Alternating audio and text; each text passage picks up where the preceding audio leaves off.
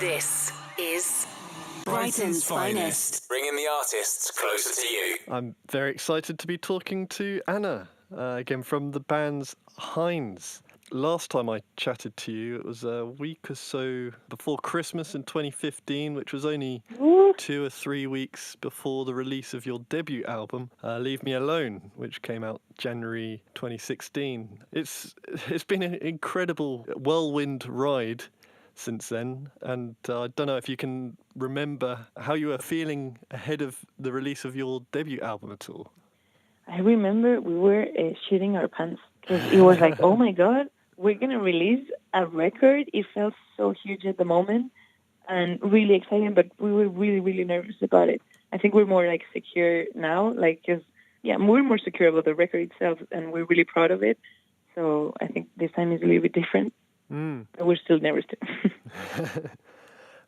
Ever since that album came out, and before it, to be fair, you spent a lot of time globe-trotting around the world, you could say, spending lots of time in North America, South America, Europe, Asia, the UK. It must be incredible to kind of comprehend that. Has there been a particular moment where you've kind of gone to yourselves, this must be a dream? I mean, more than a dream, sometimes it feels like a nightmare. We had a moment in that period of the band before we released Leave Me Alone, or right when we released it too, that we really feel like extremely happy and lucky about all the chances we had, especially being a band of 4 girls coming from Madrid. You know, like no one has ever done that from Madrid. And of course, not even 4 girls. Like you wouldn't think that could be the first band doing it. So it was like, we got to the point where we wouldn't say no to anything, that like any offer that we had, we couldn't say no because we were like, oh my God, how am I going to say no to going to Japan? How am I going to say no to doing this or that? So like we started saying yes to everything, and we realized that there's not that many days in the year and hours in the day. So we got really, really, really tired, and we had kind of like a breakdown at some point where we're like, if we are not feeling okay, Hinds don't make sense. You know, like we're that kind of band that we give the best of the shows if we're feeling the best that we can. You know, it's not like introspective shows where it's just like about your feelings and stuff. No, like Hinds try to communicate with the audience. We try to like dance as much as we can, talk with them. We do like, you know, we make efforts during the shows. So it was like crazy because learning how to say no when you're having such a big chance is not easy. I bet. But I think we're figuring it out. Well, yeah, that must have all been just super, super exciting. And really exciting. But I guess you got to go through that to learn it, right? No, totally. And there's a lot of love for you in the States. That must have been something you could have really never imagined. I mean, we really never imagined the UK, the States, Asia, anywhere, Spain. Like, we didn't have time to dream of it. Like, everything happened so fast that it feels like we didn't choose this life chose us. You know what I mean? And we're really happy that happened. But it was more like all these things happening before we had the time to dream of them. Like, just because of 2 songs, we started getting so many emails and tours, and like we toured the world before we had the record out. So everything happened really fast and crazy. We couldn't have dreamed of it at all. No one has done it before from Spain, you know. Oh, that must be such an incredible feeling. It is. We're really proud.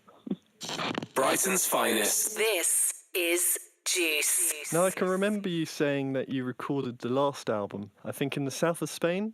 Yes. And it sounded like an absolute beautiful and very peaceful spot. Where did you record I Don't Run, and how was the process? We did it in the same place. Oh, right. Yes, we had such a great time, and it's like a really nice studio. It's like still the best environment to like go and get out of the world, and you know, it's like really, really good studio, and we're really good friends with the owner, and he's the one that engineered it, but he's usually the producer too.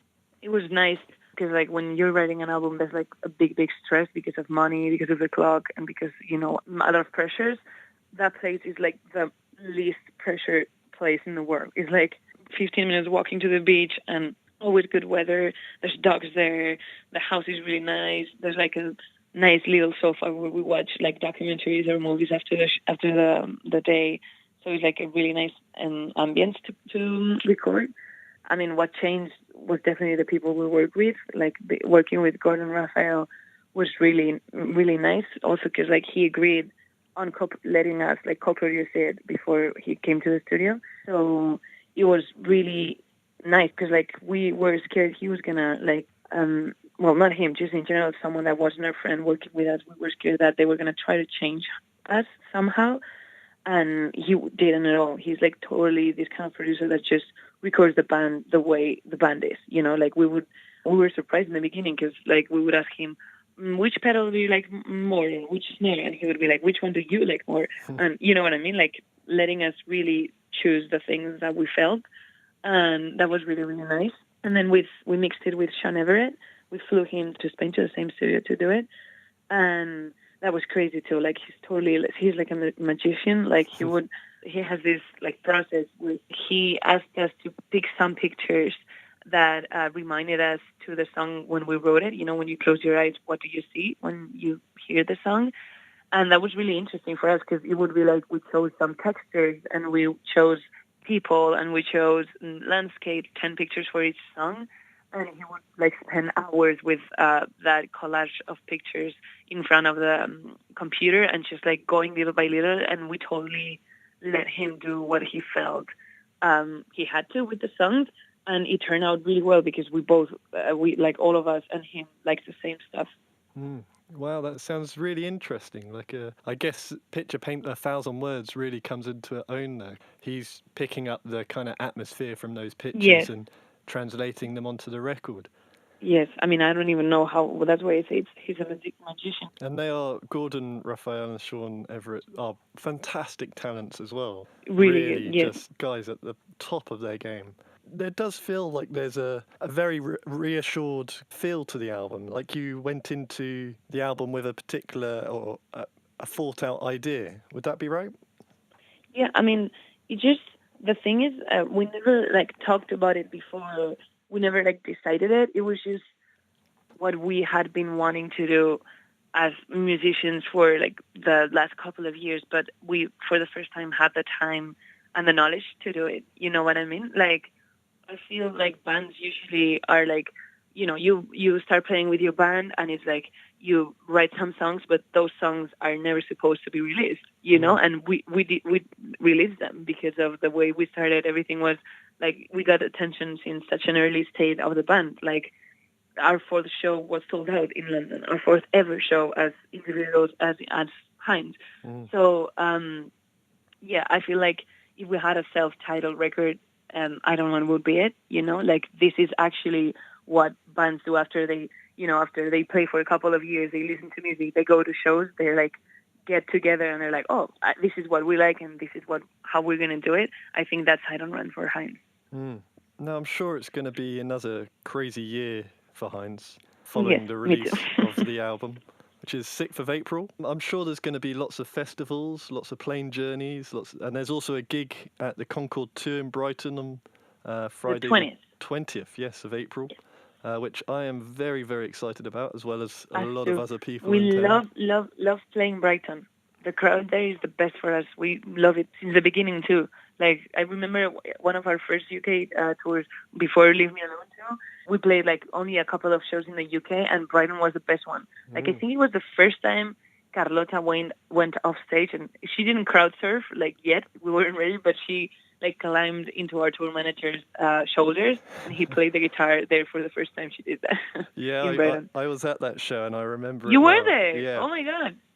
And it was a fun show, that's for sure. He's so good. I loved it. And I'm sure it being a Friday night and at the Concord 2, which is a great venue, it's going to be just as exciting. Perfect. Cool.